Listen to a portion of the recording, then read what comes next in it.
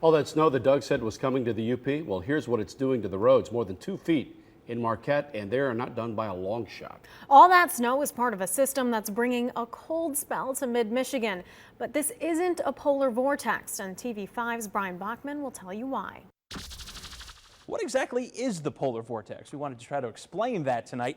But first, taking a look at what tends to impact our weather on a more day-to-day scale in regards to our temperatures, and this is one we know by heart here in mid-Michigan. It's your cold front, and whether it's the warm or cold season, it pushes that milder air out ahead of it and then drags in that cool or cold air behind it once the stormy weather passes. And that's kind of a day-to-day impact on our weather. Over longer time frames, the jet stream tends to have a much bigger impact on our weather pattern, and that's that high-speed airway that snakes its way around the planet well up high in the atmosphere, several miles up, in fact.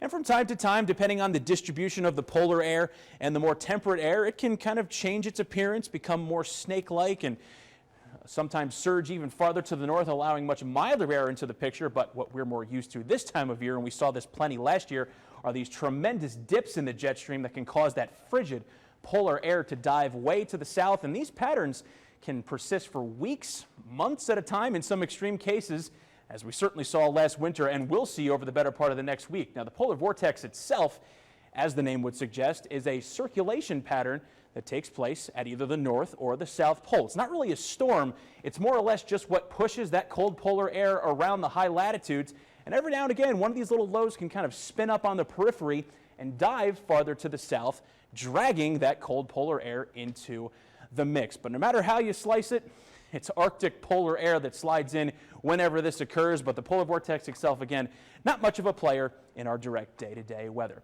Reporting live from the studio tonight, I'm meteorologist Bryan Bachman, WNEM-TV 5.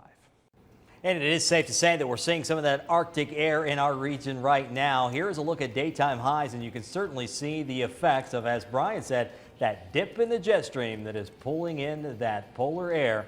I'll let you know how it's going to influence the rest of your week coming up.